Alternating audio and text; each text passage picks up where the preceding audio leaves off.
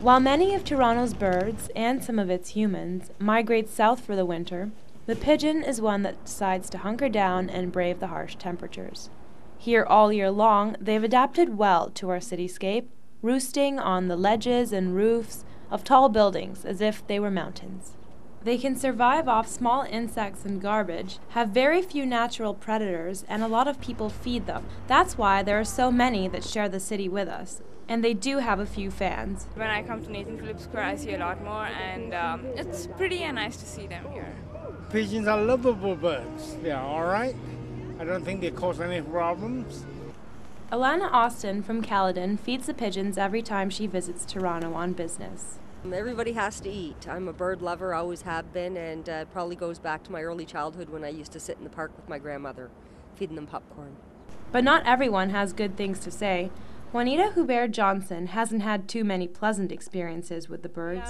I bought a hot dog and fries from the truck over here, and I was walking towards the city hall, and a pigeon came up from behind me and slapped me with its wing and grabbed a piece of my hot dog and flew off. Like actually today somebody actually ran by me jogging saying, "Ooh, oh my God, why are you feeding those rats?"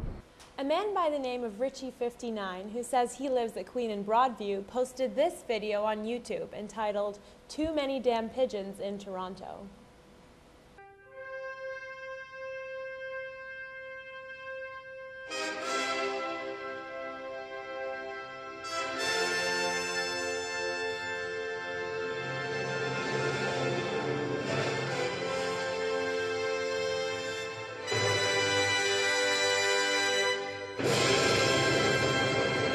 Christian Szabo owns a pest control company called Pigeon Busters. The biggest problem is when they start to establish a living spot or a living area on a business or a store or any building. And there's truth in what Szabo says. Pigeons can be a pesky urban pest. Their poo is acidic, which means it can corrode roofing, statues, and other building surfaces around the city, causing millions of dollars of damage a year. Pest control companies also claim that they are a health hazard and can spread disease. That's why many buildings around the city spend lots of money to become pigeon-proof. Pest control companies install spikes, nets, and mock predators to stop pigeons from landing and roosting in certain areas. One controversial pigeon control method is the use of a chemical called Avitrol. Although it's banned in most of Europe, it's legal here in Canada. After eating the chemical, a pigeon will lose control, thrash around, and scare the rest of the flock away. And although it's not meant to kill a pigeon, that's what happens in most cases. Some people find the use of the chemical unnecessary. You know, there are alternative options. I mean, you know, Avitrol should be always, or any kind of poison should be always the last option. You know, we have to always try to be as humane as possible. Okay, I think that's being very mean to them. I think they have the equal right to survive on this planet just as we do. And I think it's very unfair to be poisoning them in that way. It's ridiculous. They're not going to go away. I mean, it's like the rodents, you know, like...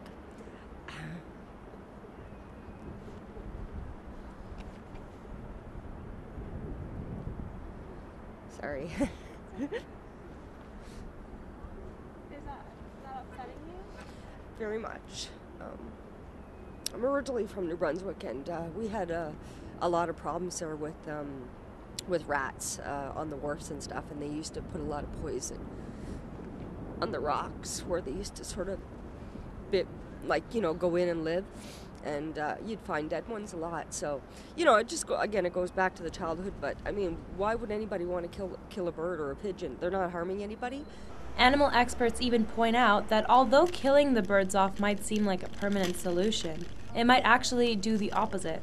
When birds are killed, their flock goes into breeding overdrive to overcompensate for those lost. There are also worries that the chemical might travel up through the food chain, poisoning our pets and maybe even our children. But it doesn't look like it's going to be banned in Canada anytime soon. I'm Shahrzad Nakhai for The Wire.